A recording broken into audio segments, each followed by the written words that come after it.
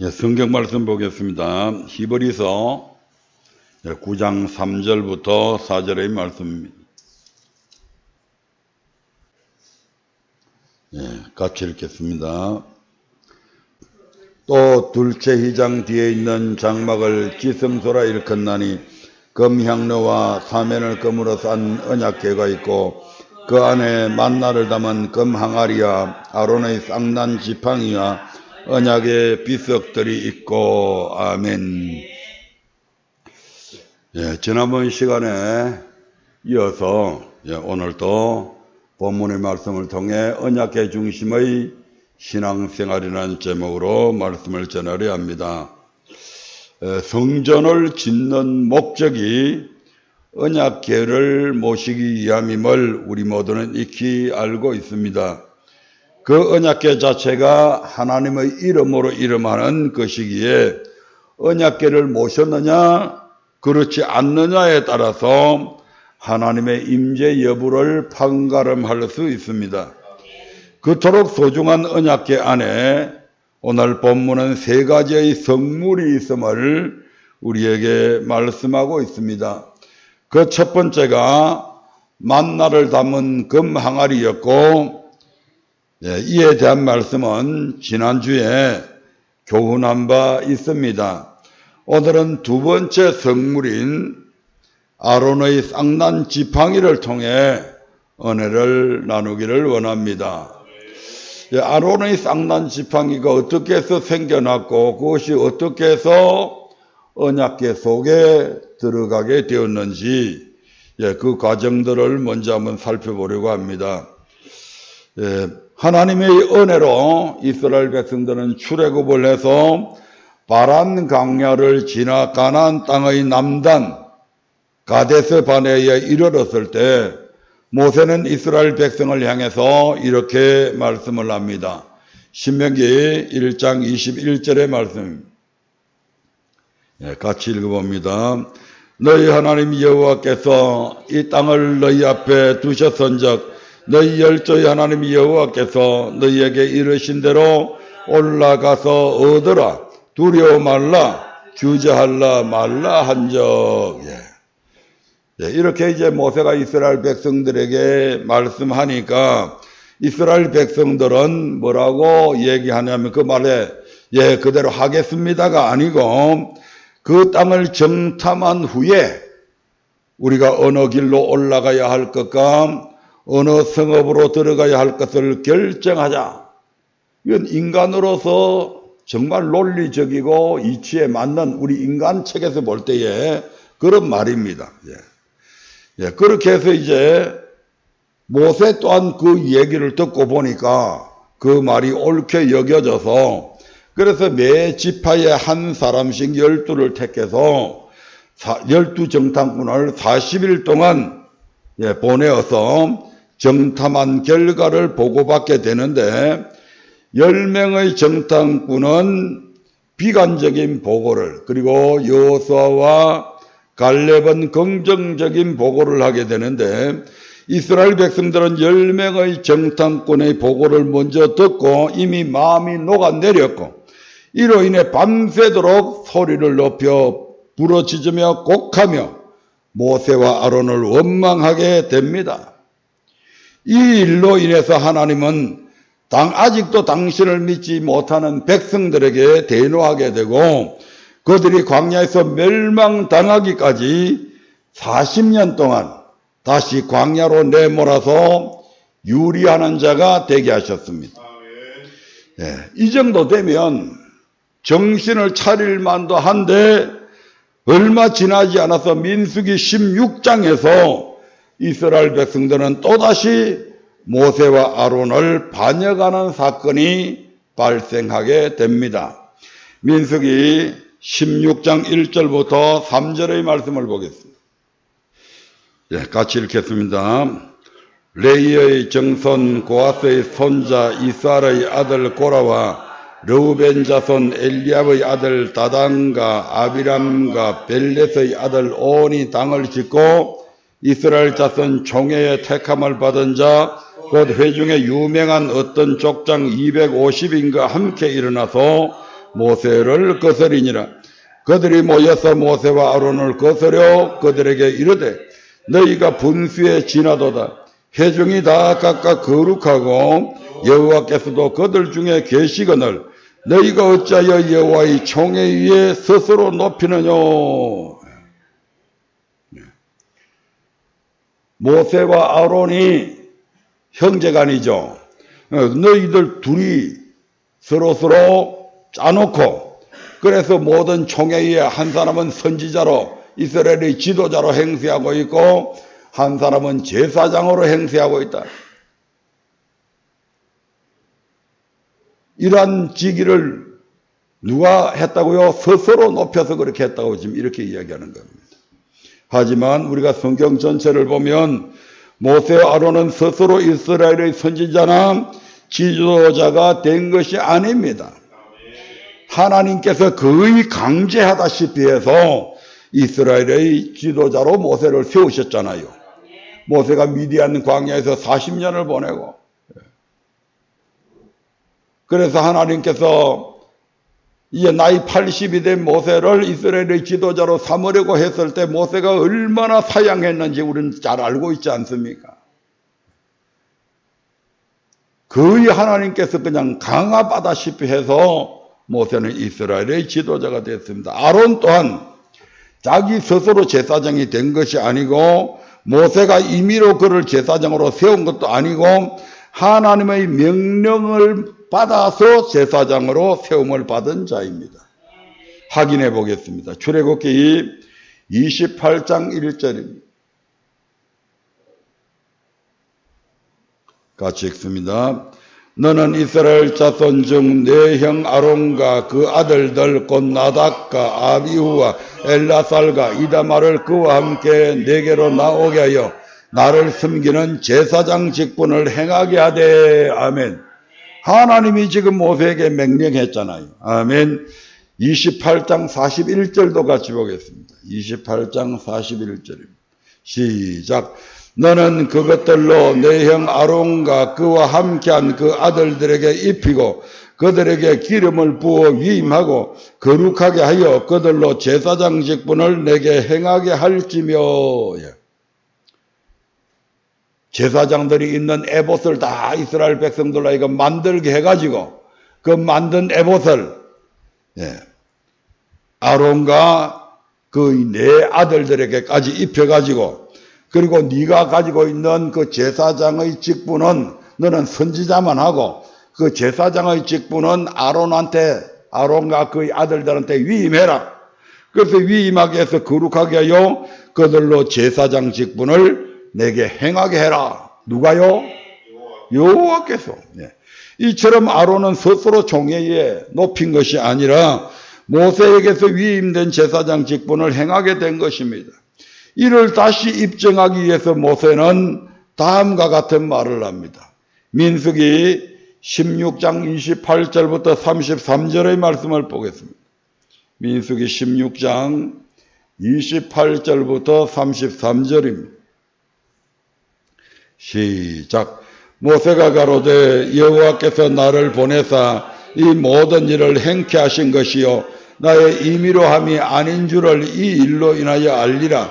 곧 이 사람들의 죽음이 모든 사람과 일반이요 그들의 당하는 벌이 모든 사람의 당하는 벌과 일반이면 여호와께서 나를 보내심이 아니오니와 만일 여호와께서 새 일을 행하사 땅으로 입을 열어 이 사람들과 그들의 모든 소속을 삼켜 산채로 음부에 빠지게 하시면 이 사람들이 과연 여호와를 멸시한 것인 줄을 너희가 알리라.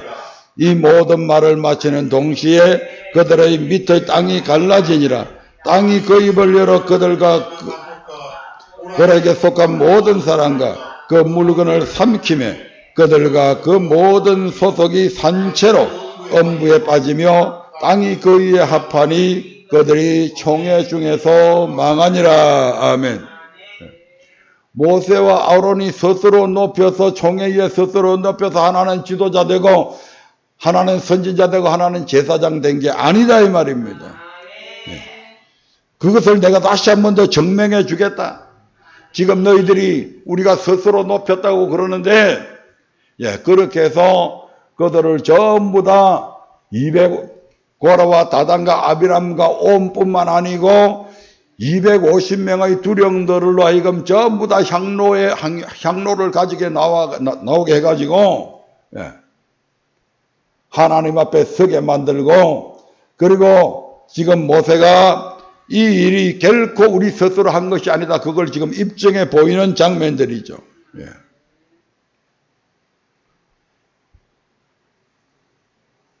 지금 너희들이 고라와 다단과 아비람과 온갖 250인의 족장들이 당하는 벌이 모든 사람들이 일반적으로 당하는 벌과 같은 벌이면 내가 스스로 높아진 거 맞다.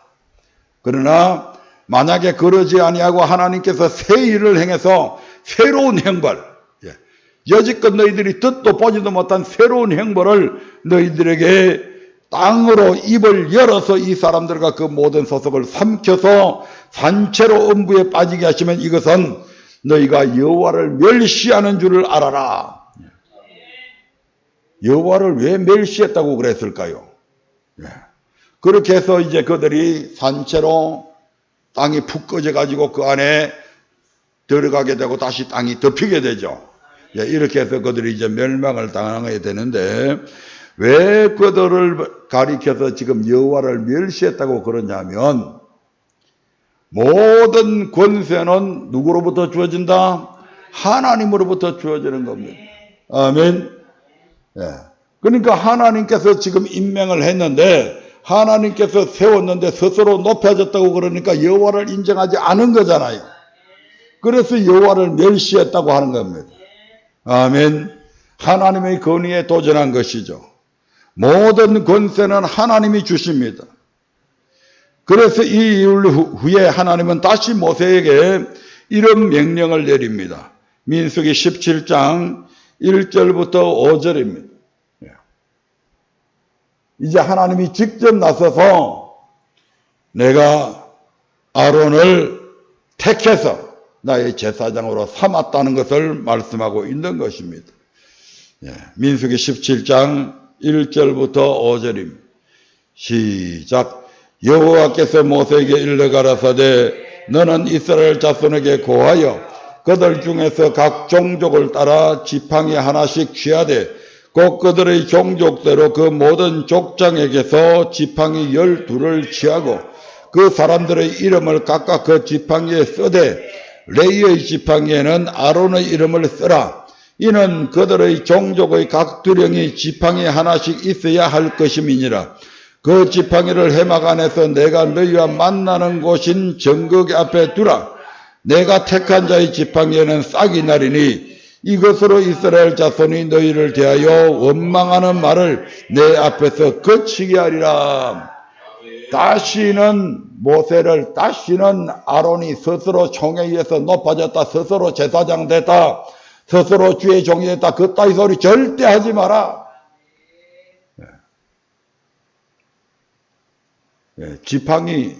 지팡이가 살았어요? 살은 나무예요? 죽은 나무예요? 죽은 나무잖아요.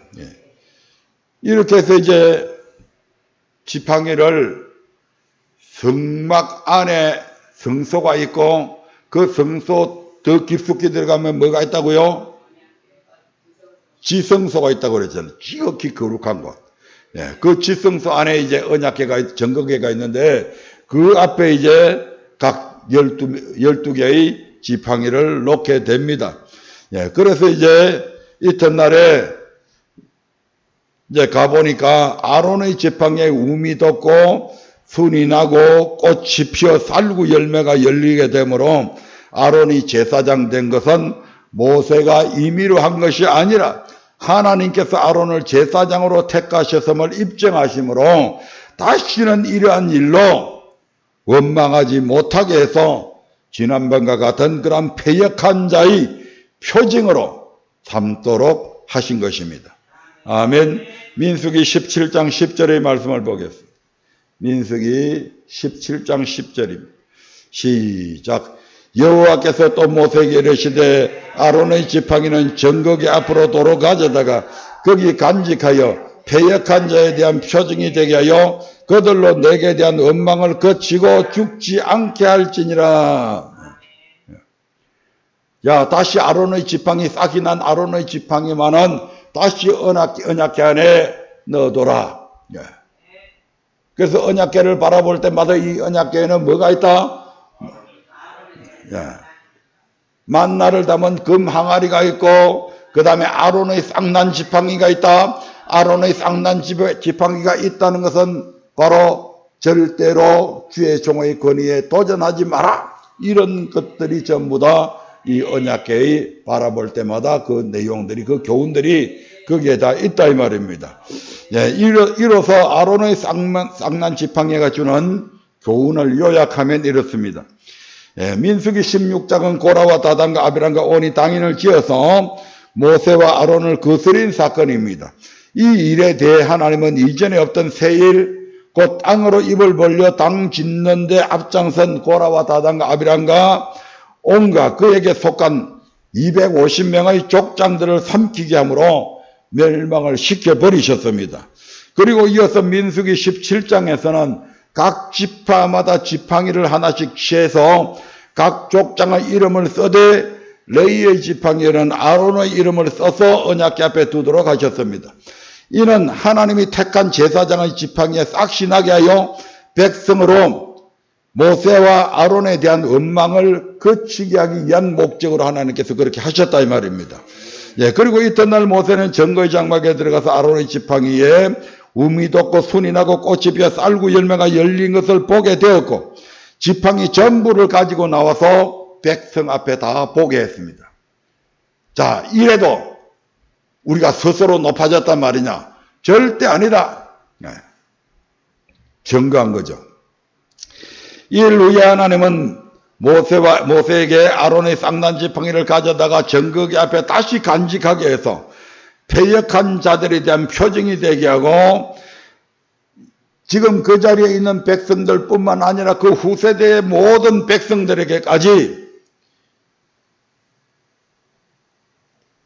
하나님께 대한 원망을 거치고 죽지 않게 하려고 하셨습니다. 이와 같이 아론의 쌍난 지팡이는 땅을 지어 주의 종을 거스르는 것은 하나님을 멸시하는 것이며 반드시 그에 대한 보응이 있음을 교훈해 주고 있습니다. 아멘. 그럼에도 불구하고 성경 안에서도 그렇고 우리가 성경 외에 오늘날 교회 안에서도 그렇고 주의 종을 대역하는 수많은 사람들이 있음을 우리가 직접 목도하고 있지 않습니까? 그렇게 하는 이유가 뭘까요? 왜 주의 종을 대적할까요? 이렇게 분명히 하나님께서 권위에 도전하지 말 것을 교훈하셨음에도 불구하고 왜 오늘날 교회들에서 주의 종을 대적할까요? 첫 번째, 바로 교만하기 때문이라고 성경은 그렇게 말씀을 합니다. 민수기 16장 7절부터 10절의 말씀을 한번 보겠습니다. 민수기 16장 7절부터 10절입니다. 같이 읽겠습니다. 내일 여호와 앞에서 그 향로에 불을 담고 그 위에 항을 두라. 그때에 여호와의 택하신 자는 거룩하게 되리라. 레위 자손들아, 너희가 너무 분수에 지나치느니라. 모세가 또 고라에게 이르되 너희 레위 자손들아 들으라. 이스라엘의 하나님이 이스라엘 회중에서 너희를 구별하여 자기에게 가까이 하게 하사 여호와의 성막에서 봉사하게 하시며 회중 앞에 서서 그들을 대신하여 섬기게 하심이 너희에게 작은 일이겠느냐. 하나님이 너와 내 모든 형제 레위 자손으로 너와 함께 가까이 오게 하신 것이 작은 일이 아니거늘 너희가 오히려 제사장의 직분을 구하느냐. 시몬과 레위는 원래 자기 아버지 야고보의 명을 거역하고 많은 사람들을 살인을 함을 통해서 하나님 야고보의 저주를 받은 사람들입니다. 그럼에도 불구하고 특히 레위 자손들은 우리가 출애굽기 32장에 보면 이스라엘 백성들이 우상을 섬기고 돌이키지 아니할 때에 하나님의 편에 서서 헌신함을 통해서 하나님께 인정을 받아서 레위 족속으로 하여금 하나님께서 이스라엘 전체 민족을 대표한 그러한 지파로 세워주셨습니다. 그래서 레위 지파로 하여금 원래는 이스라엘 전체 민족 중에서 각 가정마다 장자를 보내어서 하나님의 성막에서 섬김에 봉사를 해야 되는데 하나님께서 그리하지 아니하고 대신 레위 지파에게 그 직무를 수행하게 만듭니다. 그러니까 이 레위 지파는 모든 전체 이스라엘 12지파를 대표하는 지파다 이 말입니다. 얼마나 영광된 직분입니까? 네. 그리고선 그들로 하여금 하나님께서 모든 이스라엘 회중에서 구별해서 성막에서 봉사한다고 해서 그만큼 하나님을 가까이 모신다 이 말입니다. 아멘. 여호와의 성막에서 봉사하게 하시며 회중 앞에 서서 그들을 대신해서 이스라엘 백성들이 하나님께 직접 제사하지 못하는 것을 이 레위 지파들이 전부 다 그들을 대신해서 지금 제사 드리도록 대행하고 있잖아요. 예, 이건 엄청난 축복이란 말이에요. 그런데 이와 같은 놀라운 축복을 주셨음에도 불구하고 이들은 거기에 만족하지 못하고 저 아론만 제사장이가? 아론만 레위 지파가? 나도 레위 지파잖아. 아론지만 제사장이라고 제사장이라고 우리는 왜 자기들끼리만 제사장 해먹고 왜 하나는 선지자 해먹고 왜 그러지? 우리도 할 수 있잖아. 그래서 너 둘만 해먹을 거냐? 우리도 제사장 일을 할 수 있잖아. 너들 하는 거 보니까 뭐 그렇게 어려운 것도 아니네. 우리가 뭐 너들마다 머리가 둔하냐? 너들보다 능력이 없냐? 배운 게 덜하냐? 보니까 나도 충분히 할 수 있겠는데. 이래가지고 그들이 교만해져서 레위 지파로서 성막에서 봉사하는 것에 만족하지 못하고 제사장의 직분을 구했다 이 말입니다. 그 제사장의 직분을 탐냄으로 말미암아 그들이 주의 종을 대적하게 됩니다. 오늘날 보면 이런 거 많죠.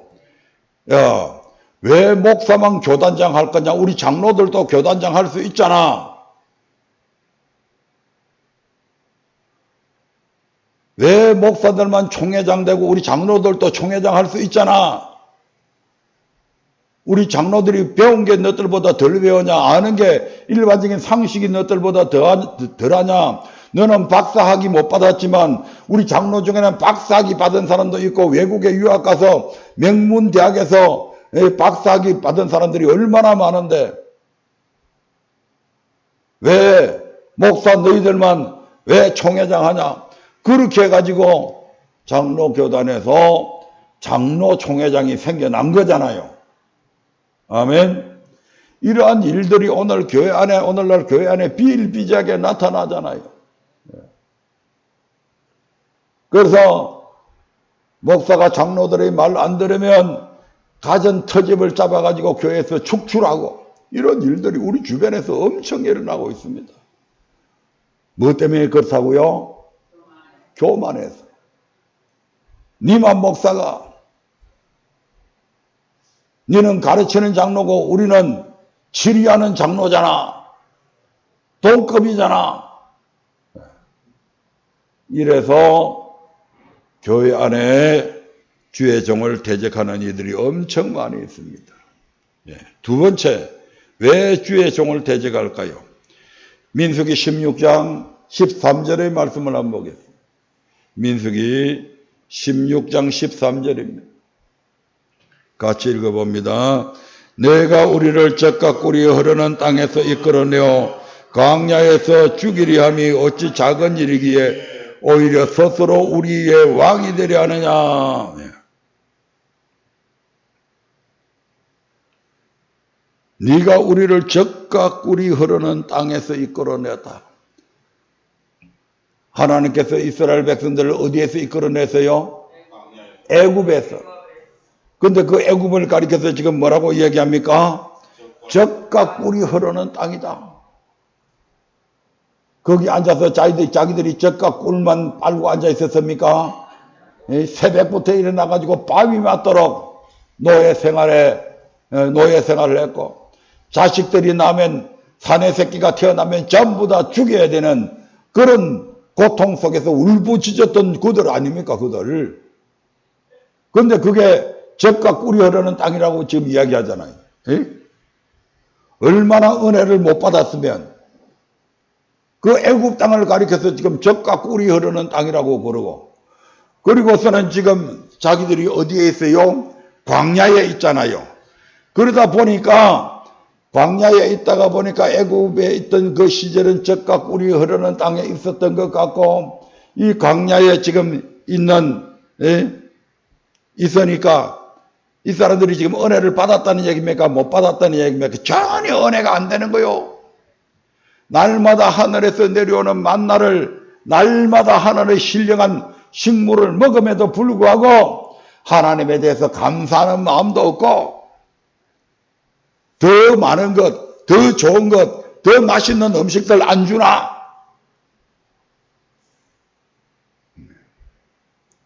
은혜를 못 받으니까 계속 대적하게 되는 겁니다. 누구 때문에 이렇게 됐다고요? 바로 모세와 저 아론 때문에. 너희들이 우리를 젖과 꿀이 흐르는 땅에서 이끌어내어서 이 광야에서 죽이려 하려고 지금 끌고 나온 것 아니냐? 이게 어째 너희들이 백성들한테 적은 가오이기에 너희들이 그래 놓고도 너희들이 우리 스스로 우리 위에 왕이 되려고 하느냐? 그럴 자격이 있냐? 지금 따지는 거잖아요. 아멘. 은혜 받지 못해서. 은혜를 못 받으면요, 딴 사람은 은혜 다 받아가지고 아멘 한번 하고 기뻐하는데 은혜 못 받으면 입이 툭 튀어나가지고 갖가지 원망불평들이 다 쏟아져 나오잖아요. 아멘. 예. 세 번째로, 복 받은 것이 없다고 주의 종을 통해서 당신이 우리 교회 목사로 부임한 후에 우리가 복 받은 게 뭐냐? 복 받은 게 없다고 이제 주의 종을 대적하는 장면입니다. 민수기 16장 14절 봅니다. 같이 읽어보겠습니다. 시작. 이뿐 아니라 내가 우리를 젖과 꿀이 흐르는 땅으로 인도하여 드리지도 아니하고 밭과 포도원도 우리에게 기업으로 주지 아니하니 네가 이 사람들의 눈을 빼렸느냐? 우리는 올라가지 아니하겠노라. 예. 네 따라다니면서 여태껏 우리가 덕본 게 뭐가 있냐? 복 받은 게 뭐가 있냐? 복은 어떤 사람이 받습니까? 예. 말씀에 순종하는 자들이 받잖아요. 누가 순종하는 겁니까? 각자 자기 자신들이 하는 거잖아요. 복을 받는 것은 자신의 선택입니다. 하나님께서 이스라엘 백성들에게 복과 저주를 줬잖아요. 그리고 뭐라고 말씀합니까? 네가 택해라고 이야기하잖아요. 아멘. 복 받을 짓을 하면 복을 받는 것이고 저주 받을 짓을 하면 저주 받는 겁니다. 모세와 아론이 복을 떠미기 주고 싶어도 본인들이 거절하면 못 받는 거잖아요. 복 받으라고 모세가 그리 목이 터져라 외치고 가르치고 하나님께서 직접 이적과 기적을 베풀어 주셔도 순종 안 하니까 복을 못 받은 거잖아요. 그 복 받지 못한 원인이 모세와 아론에게 있는 게 아니잖아요. 모세와 아론은 하나님의 인도하심을 따라서 이스라엘 백성들을 어디로 이끌었습니까? 얼마 전까지만 해도 민수기 13장에 보면 모세와 아론은 이스라엘 백성들을 어디로 이끌었습니까? 가나안 땅 남단까지 이끌어 왔잖아요. 그게 어디입니까? 가데스 바네아. 내가 절대 잊지 말라고, 지명 잊지 말라고 그러잖아요. 가데스 바네아까지 딱 하면 그 산지만 올라가면 어디 땅입니까? 가나안 땅이잖아요. 그 땅 올라가서 얻어라, 주저하지 말라, 두려워하지 말라. 모세가 분명히 얘기했잖아요. 근데 그것을 거절하고 우리가 정탐해 보고 하겠습니다 한 사람들이 누굽니까? 바로 자기들이잖아요. 지금 자기들이 잘못한 것을 전부 다 모세와 아론에게 지금 다 전가시키고 있는 거잖아요. 분명히 복받을 땅까지 밭도 있고 산지도 있고 엄청나게 풍요로운 포도나무도 있고 거기에 자기들이 직접 그 포도 한 송이를 장정 둘이서 장대에 깨매고 와서 보여줬잖아요. 그걸 들어가서 얻어라, 주저하지 말라, 두려워하지 말라고 얘기했음에도 불구하고 아니 우리가 정탐 좀 해보고 그래서 정탐한 결과 부정적이고 그게 가니까 큰 안악조선들이 있어서 우리는 그냥 그들 앞에 비하니까 메뚜기 새끼가 섭니다. 우리는 절대로 그 땅을 정복 못합니다. 이렇게 비관적인 보고를 한 사람, 그래가지고 못 들어가게 한 사람들이 바로 이 사람들이잖아요. 그런데 이제 와가지고 어떻다고요?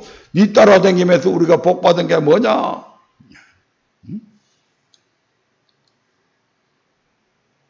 적과 꿀이 흐르는 땅으로 우리를 인도해 드리지도 아니하고 밭과 포도원도 우리에게 기업으로 주지 아니하고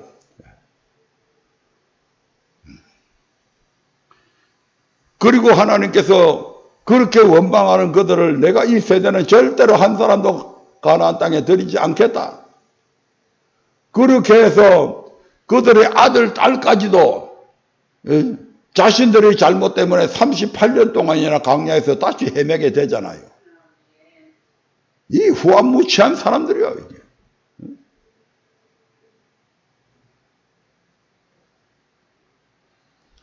자신들의 잘못으로 인해서 가나안에 들어가지 못하고 이제 하나님께서 다시 광야에서 지금 하나님의 백성답게 살아가도록 훈련을 시키잖아요. 그 훈련의 기간 속에 지금 있는 겁니다.